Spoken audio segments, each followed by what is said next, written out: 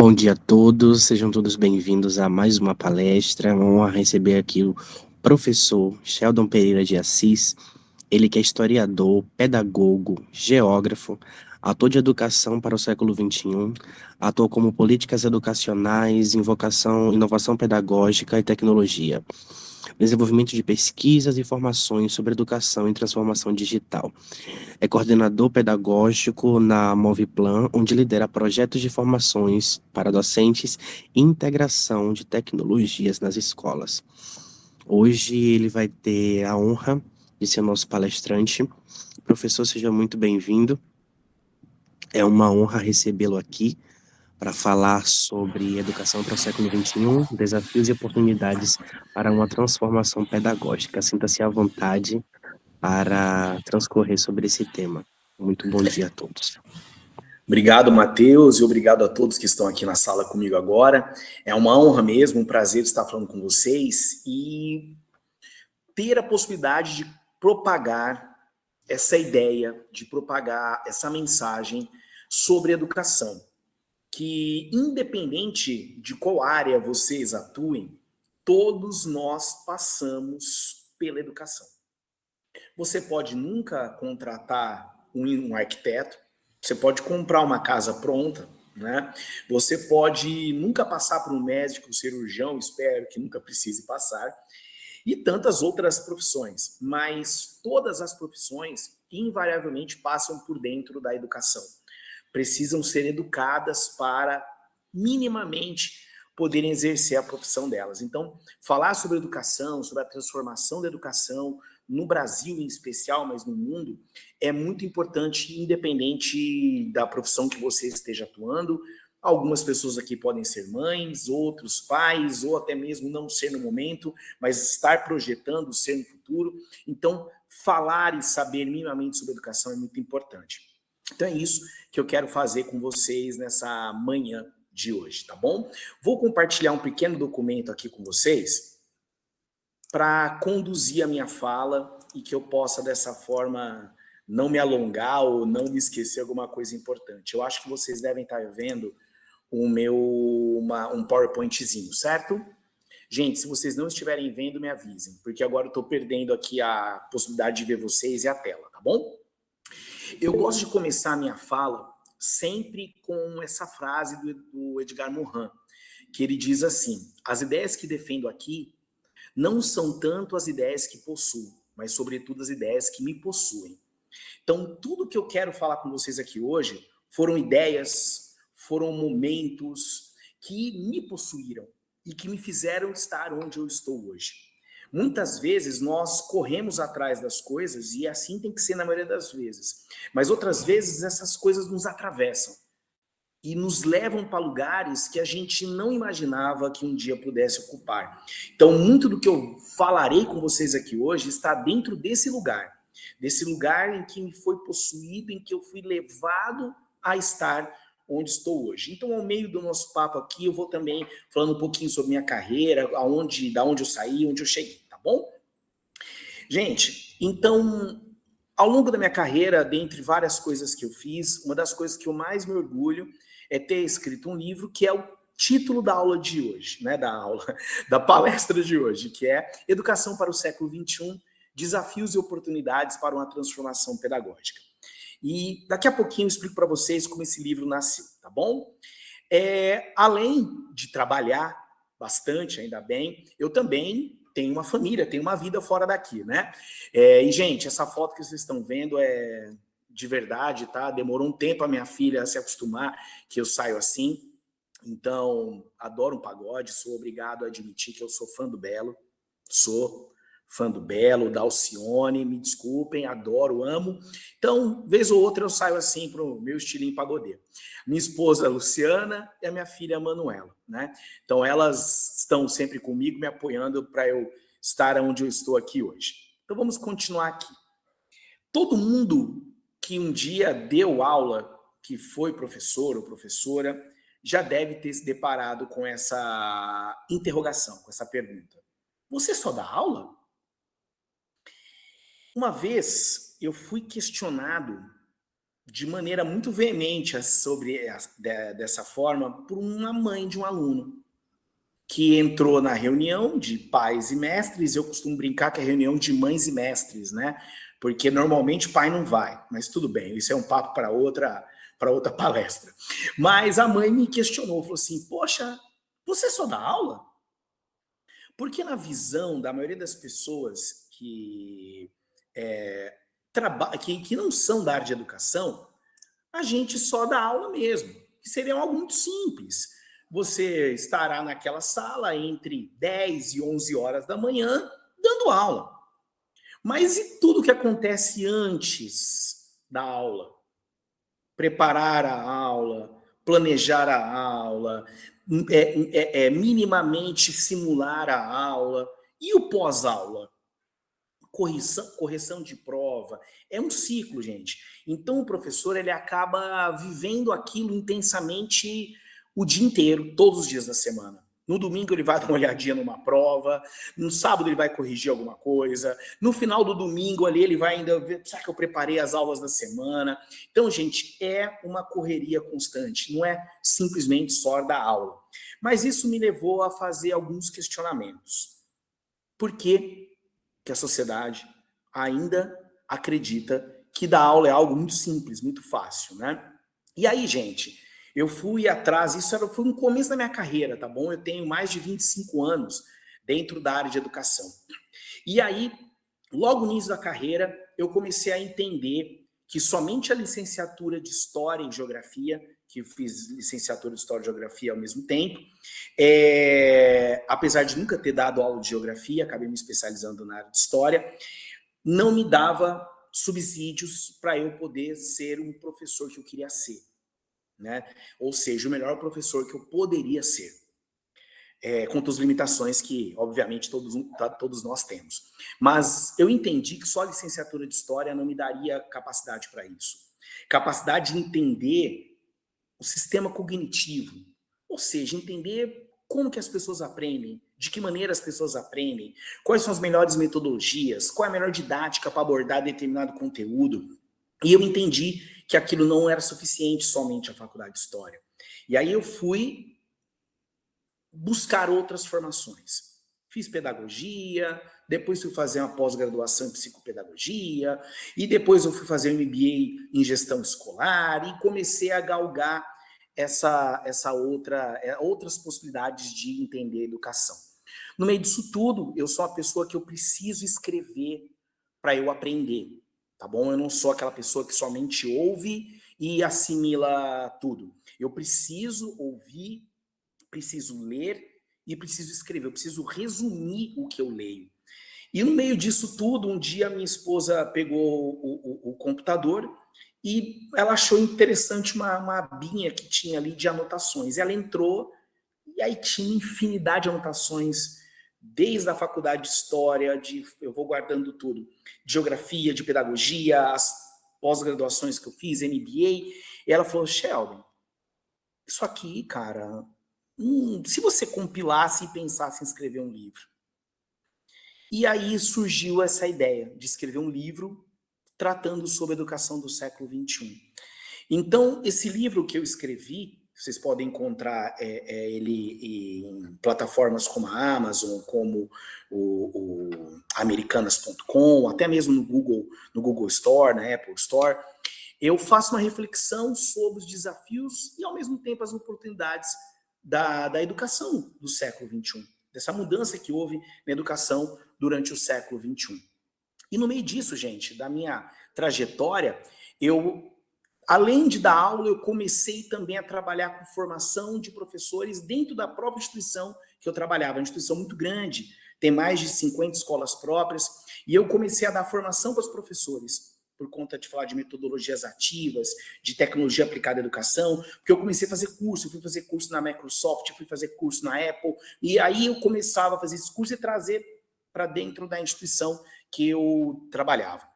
Quando eu me vi, eu estava coordenando uma área de inovação e tecnologia dentro dessa rede escolar. Depois fui dar aula num curso de pedagogia, de psicologia, falando sobre história da educação, também sobre ética, cidadania. E quando vi um belo dia, eu não estava mais dentro da sala de aula do ensino básico formalmente.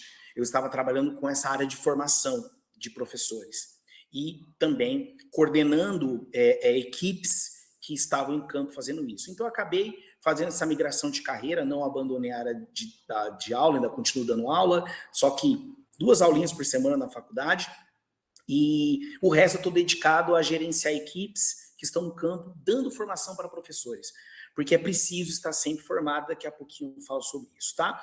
E aí, gente, no meio dessa minha vida, nesse meu percurso, eu fui descobrindo algumas coisas também, que muito rapidamente, dos últimos 15 anos para cá, parecia que as coisas estavam mudando muito mais rápido. Muito mais rápido. Muito mais rápido em que sentido? Eu preparava uma aula, dava aquela aula 1, 2 anos. De repente, aquela aula começava a não fazer mais sentido em meses.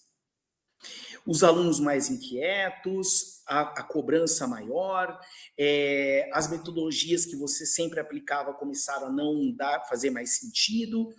E eu comecei a me preocupar e me questionar sobre isso. Por que que parecia que as coisas não funcionavam mais? Por que que parecia que o tempo estava se passando mais rápido? E aí eu comecei a pesquisar e me deparei com esse autor, Mark Pensky, que é um professor de Harvard, e ele tem um livro chamado Nativos Digitais e Imigrantes Digitais. Eles realmente pensam diferente. E aí, isso tudo começou a fazer um pouco mais sentido para mim. Porque, gente, como educador, e principalmente como historiador, algumas coisas não fazem sentido para mim. Uma coisa que não faz sentido para mim é essa luta de gerações. Cuidado, você que está me vendo aí do outro lado. Cuidado para não virar aquele velho ranzinza, tá bom? Que fica em casa assim, mas no meu tempo era melhor. Mas na minha época não sei o quê. Agora na época da Copa, porque na época que o Ronaldinho jogava. Gente, o mundo vai mudar. As coisas vão se tornar diferentes, queira você ou não. E veja bem, eu não estou dizendo que o mundo está melhorando nem piorando. Nós temos uma estrutura cognitiva que foi formada ao longo da nossa biologia, da história biológica humana, que nos faz entender histórias lineares de maneira mais fácil. E isso se tornou ainda muito mais latente com o Charles Darwin. Quando Darwin inventa a história da teoria da evolução das espécies, nós passamos a acreditar que tudo evolui. Tudo evolui. É a base da ideia do marxismo, que houve uma evolução e vai gerar até chegar no melhor sistema, que é o comunismo. Isso vale para teorias históricas, mas isso não é verdade, gente. A história humana não é uma evolução constante. Não é. A história humana é um pêndulo, é uma dialética em que nós vamos ter avanços e recuos. Avanços e recuos. Então é mais fácil para a gente acreditar que o mundo está evoluindo. Não, ele está se transformando. Pode ser melhor ou pode ser pior, mas ele está se transformando. Não quer dizer que ele está invariavelmente evoluindo para algo melhor. Então isso tudo me leva a pensar que é uma babaquice, uma besteira eu ficar olhando para alguém mais jovem assim, na minha época era melhor. Gente, não era melhor, era simplesmente diferente. Do mesmo jeito que existem idosos hoje reclamando de uma época, a minha avó já fazia isso. A bisavó da minha avó fazia isso. Gente, existem relatos anteriores a Cristo, com Sócrates reclamando de que a juventude ateniense estava perdida. Então, gente, vamos parar com isso. A atual geração, ela não é melhor nem pior do que a nossa geração, ela é simplesmente diferente. Só isso, tá bom? Mas eu precisava entender essa diferença, eu precisava entender por que era diferente. O que havia transformado essa geração para se tornar diferente. E aí o Mark Pensky, nesse livro que eu indiquei para vocês, ele diz o seguinte, olha, o que fez essa geração ficar diferente da nossa é a forma como ela acessou e acessa informação, acessou e acessa conteúdo. Então ele dividiu a humanidade em 2 tipos, os nativos e os imigrantes digitais. Para ele, gente, qual é a diferença? Quem nasceu até a primeira metade da década de 1980 eu, por exemplo, são as pessoas chamadas imigrantes digitais. Essa pessoa, ela nasceu numa época anterior à popularização da internet. Já os nativos digitais nasceram depois de 1980 e nasceram fluentes na vida digital. Eles já nasceram imersos no mundo digital, tá bom? E isso vai gerar diferenças. Vou citar uma aqui, por exemplo. Eu adorava um desenho chamado Caverna do Dragão. Toda vez que eu estou dando palestra e falo sobre Caverna do Dragão, as pessoas riem, pensam, nossa, tá ficando velho, Sheldon, mas tudo bem. Então eu adorava o Caverna do Dragão. O Caverna do Dragão, gente, passava num dia específico, num horário específico. Se eu não estivesse naquele dia específico, naquele horário específico, em frente à televisão, eu não conseguiria ver o Caverna do Dragão. Já a minha filha, que tem 17 para 18 anos, ela nasceu numa geração que ela poderia assistir o que ela queria assistir, quantas vezes quisesse, no horário que ela quisesse. Ela pegava o tablet dela, entrava ali no YouTube ou numa plataforma de streaming e assistia quantas vezes ela quisesse Barbie e as Mosqueteiras. Quantas vezes ela quisesse. Jessie, ela assistia essa série Jessie infinitamente, em loop, aquilo. Todos os dias, o horário que ela quisesse. Porque, gente, ela acessa informação diferente de mim. Ela não é melhor nem pior do que eu. Ela somente acessava informação de maneira diferente. E a minha mãe, se eu voltar um pouco mais, era da época da Barça. A minha mãe tinha que pesquisar. Eu peguei o finalzinho disso, tá bom? De ter que pesquisar na Barça. Então, gente, a Barça não era um livro que condensava todas as informações humanas.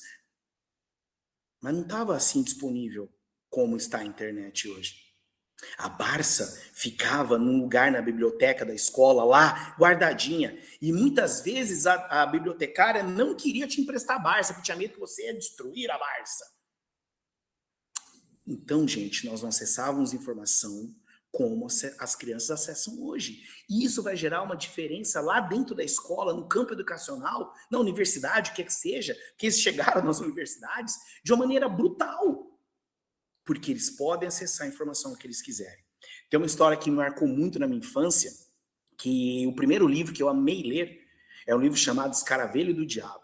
Era um serial killer que ia matando as pessoas, colocando um besourinho, né, um escaravelho. Adorei aquele livro. Era para eu ficar com o livro 10 dias que eu peguei na biblioteca. Fiquei 30, porque eu li 3 vezes seguida o livro. 3 vezes seguidas. Foi a primeira paixão literária que eu tive. Quando eu fui devolver, a bibliotecária me deu uma multa e ainda travou minha carteirinha por 2 semanas. Imagina uma criança que pela primeira vez na vida amou ler e ela é punida porque ela gostou de ler e ficou com o livro mais tempo. Então, gente, essa era a forma que a gente acessava a educação. As novas gerações de acesso de maneira diferente, tá bom?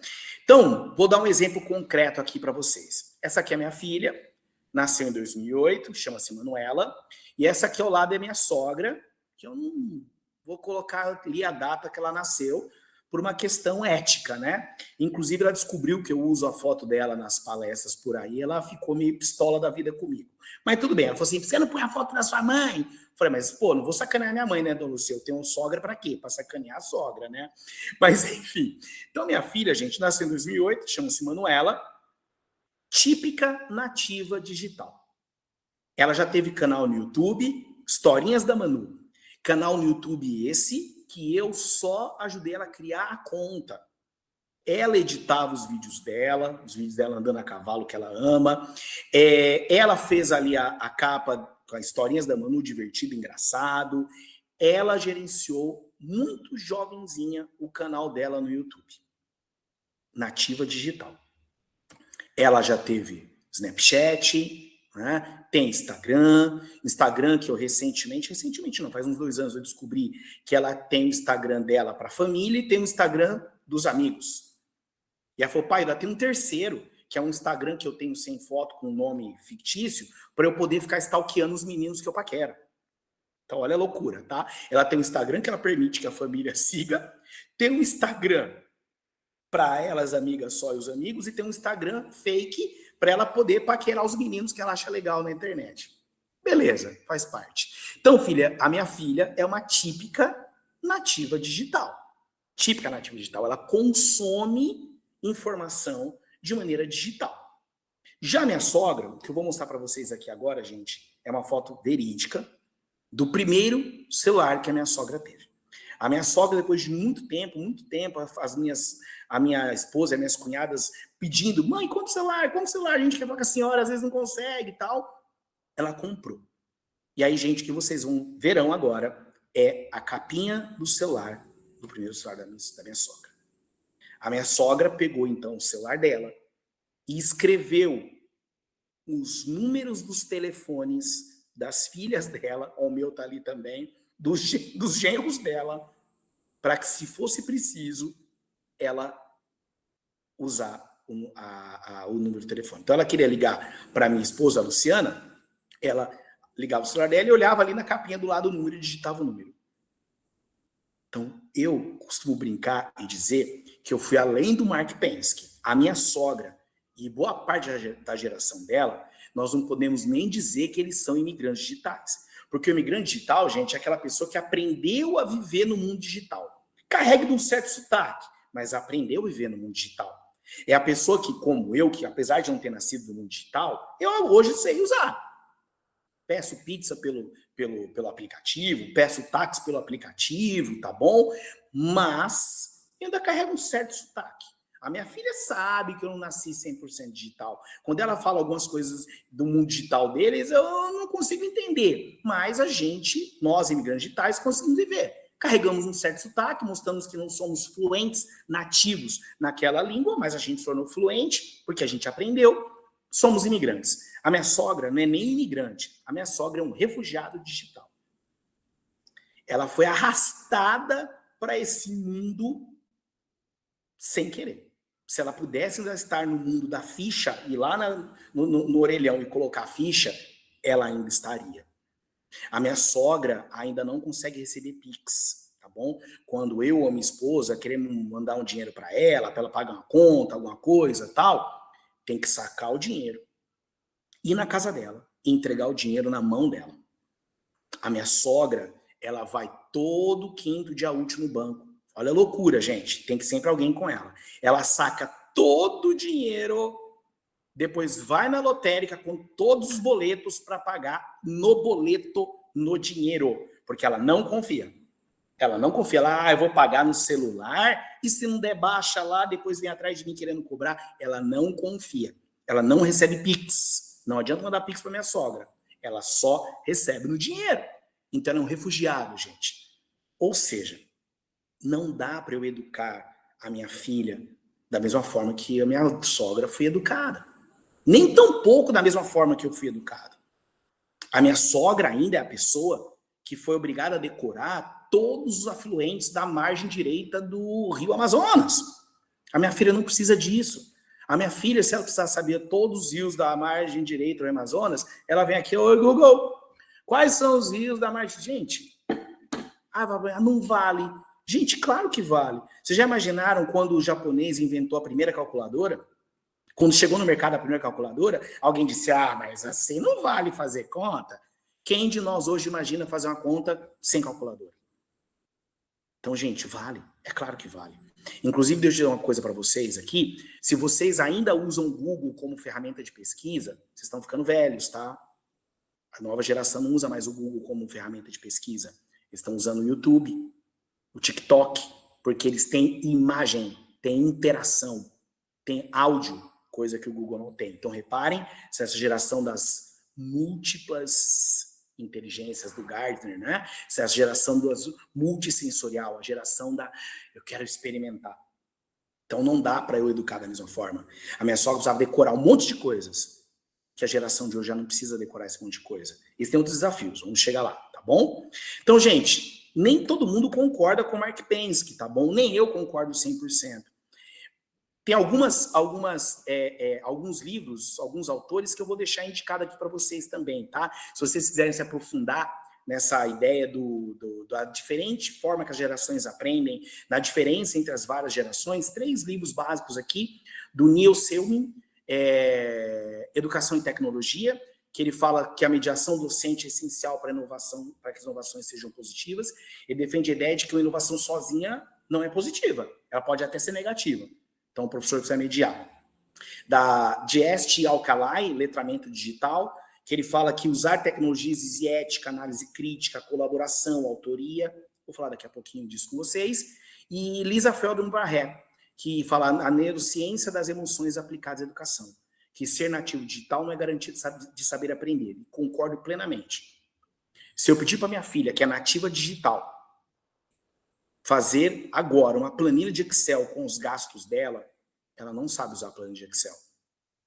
Então, ser nativo digital hoje quer dizer que ele sabe navegar nesse mundo. Ele sabe usar as redes sociais, mas não quer dizer que ele saiba tudo digitalmente. E nem tampouco aprender digitalmente. Por isso, o papel do educador ainda é importante. O educador é a pessoa que vai fazer a mediação disso.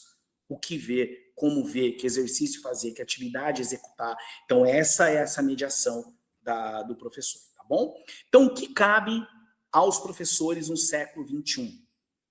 Potencializar nas crianças as capacidades que lhes permitem responder aos problemas reais em todos os âmbitos do desenvolvimento pessoal, sejam sociais, emocionais ou profissionais. Ser capaz de compreender e intervir na realidade comporta dispor de instrumentos cognitivos que permitam lidar com a complexidade. Gente, o que ele quis dizer no fim das contas? Que o professor precisa ensinar para os alunos do século XXI a usar o conhecimento de maneira prática para a vida real. Todos nós que estamos aqui hoje, com certeza, tivemos em algum momento da nossa experiência educacional aquela aula que o professor te ensinou a fazer, a calcular a área de todas as formas geométricas existentes. Quadrado, triângulo, retângulo, octógono, tudo. Você deve ter aprendido isso em algum momento da sua vida. Então, o professor colocava ali na lousa, você pegava aqui no teu caderno, apostila, tanto de lado, tanto de vértice, aprendia a calcular. Maravilha. E aí, um dia você foi construir uma casa ou reformar a sua casa, e aí você queria trocar o piso do banheiro. O que você fez? Chamou um pedreiro, o pedreiro pegou a trena, mediu e te falou, preciso de 15 metros quadrados de piso. Você comprou os 15 metros, ou sobrou, ou faltou. Nunca o pedreiro acerta 100%. Mas eu quero dizer o quê? Gente, você aprendeu isso em algum momento da sua vida. Você precisa chamar um pedreiro para que ele meça a área da sua cozinha, do seu banheiro, para trocar o piso? Você já aprendeu isso. Só que você aprendeu de um jeito que não tinha utilidade prática. Ao invés do professor ter feito áreas geométricas variadas pelo pátio da escola, na quadra, na sala, onde ele quisesse. Gente, eu era esse professor, então eu era esse professor que eu fazia uma bagunça na escola. Dado uma fita métrica para cada grupo de alunos, para cada aluno, e pedido para ele calcular a área, você teria aprendido a calcular uma área de maneira prática. Porque se você não for arquiteto, se você não for engenheiro, dificilmente em algum momento da sua vida você vai calcular uma área no papel, num plano ali, ó, no papel. Você vai calcular ali, ó, um chão para você trocar o piso da sua casa, ou pintar a parede, ou colocar um quadro, mas você não tem segurança nisso. Você vai chamar um pedreiro para calcular para você. Ou seja, gente, a educação só tem sentido se ela tiver utilidade prática. Se ela não tiver utilidade prática, para essa geração não faz sentido mais. Então, estou falando muito da mudança do papel do professor, mas o aluno também tem responsabilidade dentro desse processo. E o aluno tem que ter uma mudança de papel. Qual é a mudança? O aluno tem que sair de ser um mero recipiente passivo de informação e conteúdo para ser um participante ativo no processo de aprendizagem. Gente, o aluno passivo não faz mais sentido. Aquele aluno quieto, parado, ouvindo, fingindo que está aprendendo, depois vai lá numa prova, risca a prova lá, entrega e tira uma nota.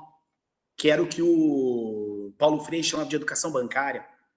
Deposito, em algum momento eu saco. E não vou sacar nunca vou sacar inteiro o conteúdo que foi depositado. Mas, infelizmente, ainda temos uma pressão muito forte por vestibular, por Enem no Brasil, que vai cobrar que lá no final o aluno seja capaz somente de devolver o que foi depositado na cabeça dele. Mas isso está cada vez fazendo menos sentido, tá bom? Então, sair desse papel passivo para um papel ativo. Ou seja, parar de ser o receptor de conteúdo disponibilizado para o professor, para ser o cara que produz conhecimento, responsável pelo próprio processo de aprendizagem. E aí vocês reparam uma característica muito latente da atual geração. A ideia de produzir conteúdo, de ser o influencer, de ser o cara que produz conteúdo no YouTube, no TikTok. Eles já entenderam isso. Não estou dizendo que a qualidade é melhor, pior. Lembra? Não vou entrar nesse mérito. Só estou dizendo que acontece. Então, gente, estão produzindo conhecimento, estão dividindo conhecimento, porque entendem que esse é o papel deles. Nós não podemos mais viver no mundo de competição. Só competir. Quem tirou melhor nota, quadro de honra, qual é o melhor aluno da sala? Nós precisamos focar em conceitos de colaboração. O mundo já está competitivo demais, gente. Nós estamos vendo para onde essa competição está levando. Eu nunca imaginei que em 2026 nós estaremos vendo guerras como nós estamos vendo hoje. Países cada vez se armando mais. Bombas atômicas. As pessoas competindo, as nações competindo. Porque nós estamos ainda ensinando isso na escola. Que as pessoas precisam competir. Nós precisamos de um mundo mais colaborativo. Estamos no limiar de acabar a água potável para todas as pessoas do mundo. Já tem pessoas que não acessam mais água potável. Mas que se dane. Vou continuar lavando aqui a porta da minha casa, a rua, com água potável. Porque eu não estou ligando para o cara lá no Camboja que está sem água. Colaboração. Ao invés de dominar conteúdos específicos, temos que começar a focar em conceitos, análises, produção de ideias. Lembra, essa geração não precisa mais ser a geração da decoreba. Ela tem que ser a geração de produção de conceito, de cruzar análises, de produzir conteúdo. Lembram, gente, que nós falamos sobre isso? Nós ainda estamos nesse mundo de competição. Temos que ir além da competição. Porque só assim nós conseguiremos romper os problemas que estamos vivendo hoje. Tá joia? Ainda vejam por que as pessoas caem em fake news. Porque elas não têm capacidade de articular mais de uma ideia diferente. Recentemente eu recebi uma mensagem de um amigo meu, falando assim sobre empresas que apoiam o comunismo. Ainda estão nessa, tá? No Brasil. Mas enfim. Aí ele falou assim, fulano de tal, Facebook. Falei, cara, qual é a chance do Mark Zuckerberg ser comunista e usar o Facebook para propagar essa ideia no mundo, cara? Ele falou para mim, recebi? Você entendeu? Então a pessoa não está lendo, ela não está refletindo. Aí ela pode compartilhar a ideia de que o Facebook é comunista, aliado da esquerda mundial. Olha que loucura. Porque a gente ainda está na ideia de ser receptor de conteúdo e uma hora jogar para fora. Então o conteúdo chegou, joga para fora. Não, nós vamos educar as crianças para serem analíticas, analisar essa ideia, tá bom? E parar de ser um mero respondedor de perguntas para ser um produtor de conhecimento, para elaborar suas próprias perguntas. Outra parte importante também que eu quero tratar com vocês aqui, aí eu vou usar essa ideia aqui do Roblox. Vocês sabem que recentemente nós tivemos aí uma polêmica sobre o Roblox, de pedófilos no Roblox e tudo mais, não vou entrar nisso agora, tá? Vou ir lá para a pré-história do Roblox, quando ainda era possível as crianças se divertirem ali tranquilamente. A minha filha é da geração Roblox, ela adorava jogar Roblox. E ela jogava um joguinho dentro do Roblox, que para quem não entende, gente, o Roblox é um ambiente de jogos múltiplos variados online. Então você escolhe o jogo que você quer jogar, entra nele e ali você vai jogar com outras pessoas. Ela jogava um desses Roblox que era um desfile temático.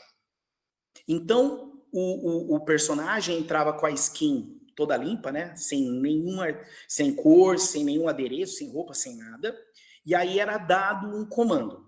Só que o comando era dado em inglês. A minha filha ainda não tinha se alfabetizado em português plenamente para poder entender o inglês.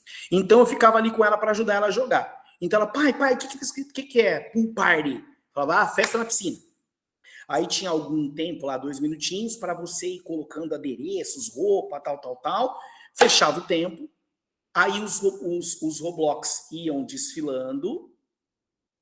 E aí você dava nota. A própria criança que estava brincando, tendo a lógica do jogo, Dava de 1 a 5 estrelas para quem estivesse ali desfilando.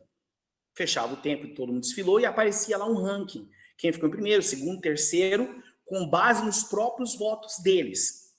A única regra impeditiva é que você não votava em você mesmo, mas você votava nos outros.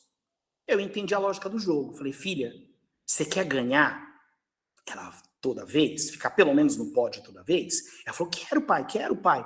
Como que eu faço? Ela pensou que eu ia ensinar ela a colocar uma roupinha, alguma coisa. Falei, filha, é simples. Quando eu não fui ensinar lógica para ela toda de média, né?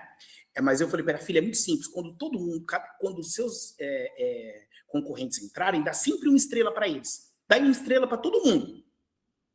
Que você vai ter mais estrelas que eles, vai ficar na frente. Qual era a minha ideia? Ela dando 1 estrela para todo mundo, derrubava a média e ela subia. Ela olhou para mim e falou, não, pai, não é justo. Se o personagem deles ficou melhor que o meu, é justo que eles vençam. Cara, minha cara foi no chão e voltou. Tudo bem, ela tá com 18 anos, já praticamente já rompeu isso, mas olha a loucura, gente. Um pai educador deseducando uma criança. Naquele momento eu entendi. Naquele momento eu fiz uma reflexão profunda sobre a minha prática enquanto pai e enquanto professor. Eu ensinando a minha filha a burlar o sistema para ela vencer. Vale vencer a qualquer custo? Vale eu passar por cima do outro só para vencer? Aquilo mudou muita coisa dentro de mim, tá bom? Ainda dentro dessa temática, né? Então nós como educadores precisamos ensinar o que para os alunos dentro da sala de aula? Ética, cidadania, independente de política partidária. Eu não estou falando disso, gente. Estou falando em respeito ao outro, estou falando em amor ao próximo, em colaboração, em amizade, tá? Então precisamos passar ética. Outra coisa importante também dentro da área de educação que mudou radicalmente, eu fiz uma vez uma experiência com as alunos na faculdade. Eu dou aula aqui na faculdade de Ribeirão Preto, que em frente à faculdade passa um rio. E aí eu fiz um desafio com as meninas. Eu peguei um mapa, mundi, coloquei na lousa, né? Projetei na lousa, na verdade, e apontei para elas ali no Amazonas. Comecei fácil, né? Falei, meninas, qual é o rio que passa aqui? Elas olharam e falaram assim, Rio Amazonas. Perfeito. Falei, aqui, gente, norte da África, Egito, umas duas lembraram, Rio Nilo. Falei, opa, Rio Nilo, maravilha. E aqui, gente, Índia, Rio, também lembraram, Rio Ganges. Falei, poxa, que legal. A educação de vocês serviu bastante na educação básica. Agora, como é que chama o rio que passa aqui em frente à faculdade? Uma olhou para outra olhou para uma. Ribeirão Preto, né? A aluna assim, é o Rio Ribeirão Preto. Eu falei, não é o Rio Ribeirão Preto. Primeiro, gente, olha a dimensão, a largura do que está passando aqui na frente. Isso aqui não é um rio, é um córrego. Então, para começar, eles não conseguiram identificar o que era um rio, o que era um córrego. Eu falei, o córrego Retiro Saudoso. E aí, a reflexão era, gente, essas meninas sabem o nome de um rio no Egito, que talvez muitas delas nunca irão lá para o Egito, mas sabem o nome do rio do Egito. A história do Rio Nilo, o humus, as pirâmides, e não sabe o nome do rio que passa em frente à faculdade, ou melhor, do córrego, que passa em frente à faculdade que elas estudam. Então, gente, qual é o rio que passa perto da sua escola? Você sabe o nome do rio que passava perto da escola que você estudava? E aí eu tive uma ideia. Eu fiz um projeto falando sobre o córrego Retiro Saudoso na universidade. Fizemos pesquisa, fomos a campo, descobrimos qual era a vida marinha naquele córrego, descobrimos que existia lá no começo um grupo ribeirinho que pescava, por incrível que pareça, naquele rio. Descobrimos onde que ele era poluído, onde não era. Gente, eu passei a fazer diferença dentro da comunidade. Então, é outra coisa que a gente tem que trazer para esses jovens, a atual geração, quer resolver os problemas do mundo. Vou acabar com a fome na África. Gente, ninguém vai acabar com a fome na África, de tão longe da África. Mas se cada um de nós conseguir acabar com a fome no seu bairro, nós vamos acabar com a fome na cidade inteira. E se nenhuma cidade tiver fome, a gente acabou com a fome em um país. E isso se dissemina. Parece tão utópico, não é? É, realmente é utópico. Mas, de qualquer forma, gente, não adianta eu não saber a realidade da minha comunidade, da minha cidade, do meu bairro, e saber o nome do rio que passa lá na Índia. Não é? Então, a educação só serve se ela transformar a realidade em que a pessoa está inserida. Senão, não serve para nada. E aí, gente, você está se preparando para essa mudança, que está batendo a sua porta, independente da profissão que você exerça? As revoluções da IA já começaram. A revolução da IA já começou. Não é mais se vai acontecer, é como você vai reagir. Então, um outro grande desafio para a educação e para todo o mercado de trabalho nosso hoje. Mas a IA não vai substituir o professor, por exemplo. Pense na sua profissão, cada um na sua. Ela vai substituir? Será que ela vai substituir todos? Dentro da área de educação, eu acredito que a minha especialização, ela vai substituir o professor que ignora a IA. Aquele professor que ainda acha que será possível trabalhar sem IA. Esse cara vai ser substituído. Portanto, gente, para o professor ou para qualquer área, para a área que você exercer, e eu falo mais para educação, porque educação, daqui a pouquinho eu explico por quê, ela resiste mais às mudanças, e o professor se coloca num lugar em que ele não precisa estar se atualizando constantemente. Atualizar, gente, é condição de sobrevivência, não é mais diferencial. É questão de sobrevivência. Então, ChatGPT, Camingo, Copilot, Sócrates, Sora, são ferramentas de adaptação de ensino. O novo professor precisa dominar as ferramentas tanto quanto ele domina os conteúdos. Se ele não dominar a ferramenta, assim como ele domina o conteúdo, ele vai sair do mercado de trabalho. E você, independente da área que você atua, também. Tá bom? Então você precisa estar sempre dominando essas ferramentas para não ser substituído. E eu falo isso porque uma vez eu fiz uma indagação, uma provocação, na verdade, para um grupo de professores que eu estava dando palestra para eles. E a indagação era: e se você fosse um fotógrafo? A provocação cai na seguinte questão, gente. Imagine que você fez um curso de fotografia 10 anos atrás. Você comprou a melhor máquina fotográfica, fez o melhor curso na sua cidade, comprou o melhor computador que existia, instalou o melhor programa de edição de imagens que existia e começou a trabalhar. Fez os primeiros books e foi trabalhar. Se nesses 10 anos você não fez um curso novo para entender as novas técnicas de fotografia, os novos equipamentos, se você não comprou equipamento novo, se você não trocou seu computador, se você não colocou um editor de imagem novo, se você está apresentando o mesmo book de 10 anos atrás, provavelmente você não vai conseguir se manter no mercado de trabalho. Quando alguém olhar seu book e falar assim: nossa, mas esse book aqui é antigo, hein? Nossa, as fotos estranhas. Você não conseguiria ser mais um fotógrafo. E a provocação que fiz para os professores é: tem alguém aqui que nos últimos 10 anos não fez nenhuma pós-graduação, não participou de nenhum congresso, nenhum workshop? Tem? Tem dezenas e dezenas e dezenas, é a maioria dos professores. Porque a profissão de professor, ela tem uma ingratidão no meio dela. O seu cliente, a pessoa que compra o seu serviço, ela sempre sabe menos que você. Gente, por mais que eu tivesse alunos brilhantes, eles sabiam sempre menos de história do que eu. Sempre menos. Sempre menos que o professor de matemática, sempre menos que o professor de biologia. E o professor acaba, sem perceber, caindo num espaço que é qual? Cara, eu nem preciso ficar preparando aula sempre, igual dizem que tem que preparar. Eu chego ali e dou minha aula porque os alunos não sabem mais do que eu mesmo. Isso é perigoso. Isso é muito perigoso. Porque você acaba entrando, o professor acaba entrando num espaço de que só a licenciatura que ele fez há 20 anos atrás é suficiente para ele dar aula. Tá bom. No mundo que a gente está vivendo hoje, que estão faltando profissionais de educação, talvez seja possível ele continuar dando aula. Mas que aula? De que jeito? Com que motivação? Atingindo o aluno de que forma? Então, por isso, gente, é necessário estar sempre atualizado. É necessário estar sempre entendendo o que há de mais novo no mercado em que você trabalha, independente de qual seja. Congressos, workshops, cursos, MBAs. Não pare, gente. Não pare. Porque se você parar, você vai ser atropelado pelo sistema. Tá bom? E aí, gente, eu quero finalizar, independente se temos só educadores aqui ou não, né? Então, uma mensagem que o professor, ele não só dá aula. Lembra da minha primeira inovação, da minha primeira pergunta? E eu vim traçando tudo isso para chegar a responder para essa mãe e para todos os outros educadores que um dia foram questionados por isso. Você inova com pouco tempo, com pouco recurso e com muita criatividade. Para quem trabalha em escola pública, então, é mais criatividade do que recurso, como eu já trabalhei. Você se reinventa a sua aula toda semana, às vezes no intervalo. Às vezes no intervalo de uma aula para outra você já muda a aula que você tinha planejado, porque você viu que não deu muito certo. Você cria projetos, você resolve conflitos, você motiva quem ninguém motiva. Muitas vezes aquela criança que está ali na sala de aula não tem uma referência em casa. Você é a maior referência dela. Eu já passei por isso, tá?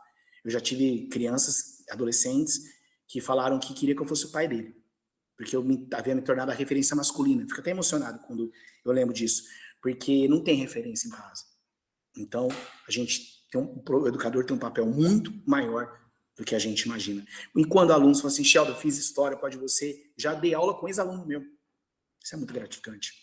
Você estuda à noite, você responde no WhatsApp, você grava vídeo, você organiza a feira. Ajuda a organizar a feira da escola. Coisa maluca. Você empreende ideias. Você pode não ser um empreendedor financeiro, mas é um empreendedor de ideias. Mesmo que ninguém chame assim.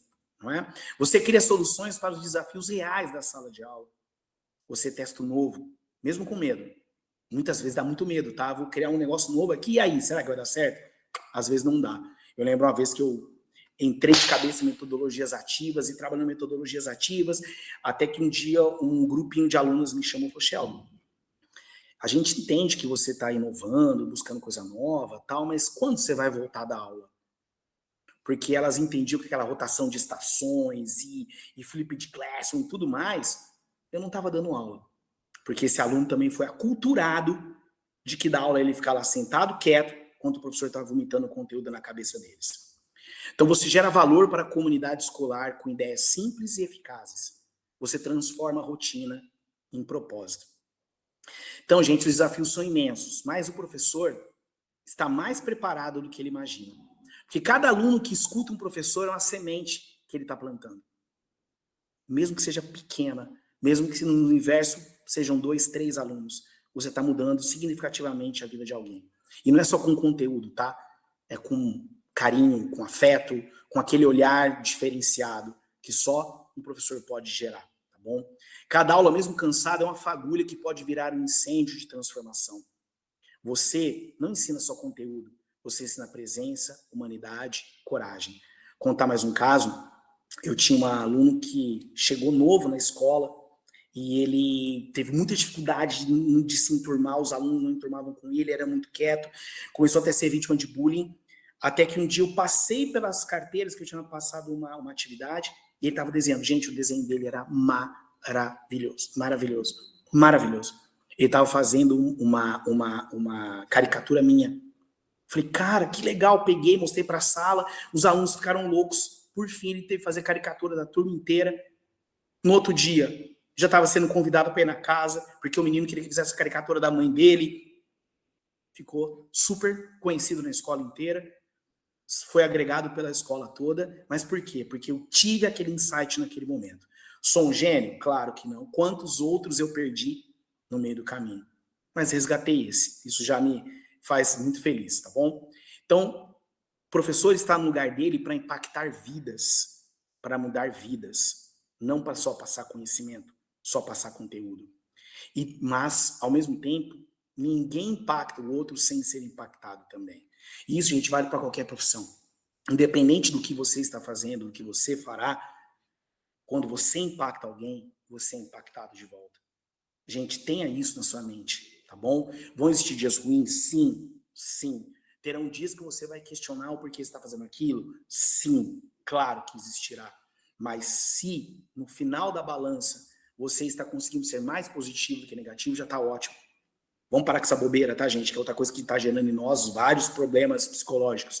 De que você tem que ser 100% bom em tudo. Não dá para ser 100% bom em tudo. Principalmente para as mulheres, né? Tem que ser 100%, tem que ser linda, uma boa mãe, uma boa profissional. Gente, não dá para ser 100% em tudo. Tá bom? Tente todo dia entregar o seu melhor. Mas tenha mais empatia com você mesmo do que você tem com os outros. Normalmente a gente perdoa muito mais a falha do outro do que a nossa. tem empatia com você. Você também está sobrecarregado, sobrecarregada e está tentando entregar o seu melhor todo dia, tá bom? E para finalizar, com uma frase do mestre Paulo Freire, que se tornou tão polêmico, né?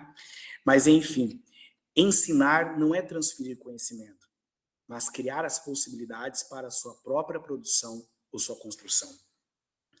Como educador, o que eu mais desejo é que meus alunos tenham ao longo da minha vida, da vida deles, da vida quando a minha vida deles se cruzaram, eles terem aprendido comigo a serem pessoas autônomas, pessoas que conseguem produzir por si sós e não sejam dependentes que alguém lhes passe informação, lhes passe conteúdo.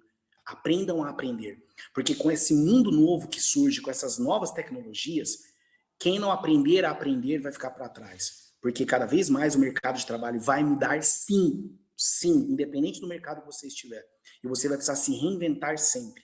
E você só vai se reinventar sempre se você tiver sido lá no começo um aluno autônomo que aprendeu a aprender.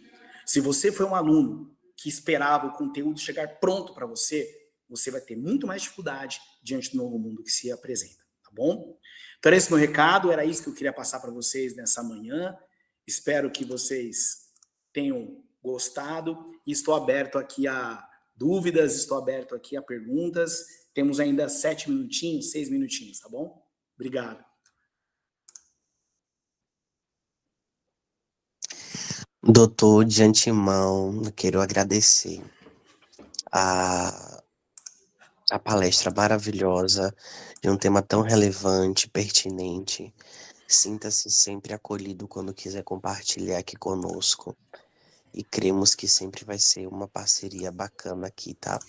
Tá, joia. Ó, vou deixar aqui o meu Instagram no chat. Se alguém quiser me seguir no Instagram, sempre estou colocando conteúdos relacionados à educação, tá bom? Então, se alguém que estiver interessado, estou à disposição. Matheus, estou à tua disposição. Perfeito, doutor. Quem quiser também procurar, tá aí o Instagram do professor, sinta-se sempre à vontade, acolhido. E agradecer a todos também que estiveram aqui dispostos, disponíveis para estar ouvindo, né, nossa escuta ativa aí sobre um tema pertinente. Professor, sinta-se sempre à vontade quando quiser compartilhar conosco, a Improdaut, o trabalho, os coordenadores, a todos aí que estão empenhados a fazer isso acontecer. Tá ótimo. Acho Gente, que então agradecemos. muito obrigado. Obrigado, Juraci, obrigado. Sucesso para você também. Sucesso para todos nós. Acho que a Andreísa levantou a mão. Pode falar, minha querida. Vou tentar abrir a câmera aqui. Tá joia. Tá? De onde você fala, Andreísa? Vocês me veem? Estamos Tá vendo. Ah, sim. De onde você fala? Eu sou de Lavras, Minas Gerais. Pertinho. Ribeirão é do lado de Minas. Temos muitas conexões aí acadêmicas, né? Eu sou professora de educação básica da área de biologia, mas faço um doutorado em plantas medicinais e Bacana. aqui na UFLA mesmo. Mas me interesso muito, porque também sou formada em letras, né? Então, já atuei um tempo também com língua portuguesa e trabalhei com cinema. Então, tenho muito interesse em temas voltados para ciências sociais, sabe? Mas eu queria agradecer, Sheldon, sua apresentação foi muito didática e achei assim, uma forma muito espontânea de... Obrigado. É como se fosse uma conversa mesmo, e isso falta no meio, né? Assim, no nosso meio é importante, é interessante a gente ter protocolos para seguir, mas é bom também trazer vivências pessoais, né? É interessante, porque você se conecta realmente com o tema que está abordando. Mas eu queria fazer só 2 considerações. Por favor. Uma em relação ao Darwin. Me ajuda aí, que eu deve ter falado alguma besteira. Mas, assim, porque a teoria dele não trazia essa opinião de que evoluíram para melhor, tá? Tá ótimo. Tá vendo como popularizou essa ideia. Obrigado. Aí, não, porque essa conexão que você fez ficou um pouco errada. Meio que desvincula um pouquinho, tá? Vou Então, anotar assim, até aqui, pode falar. porque ele não visava exatamente de que evoluir é para melhor. Tá ótimo. Sim? É que a palavra evolução para Darwin não tem nada a ver com a evolução que é usada para a gente, seres humanos. Alguém utilizou ela como evolução de melhora, mas, na verdade, a evolução não tem nada a ver com isso.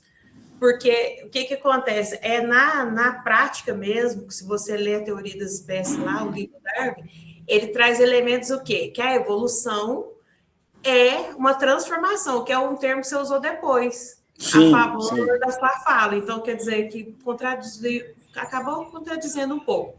Tá Por bom. quê? Porque evoluir para Darwin é justamente o quê? Estar apto. E estar apto nem sempre é estar melhor.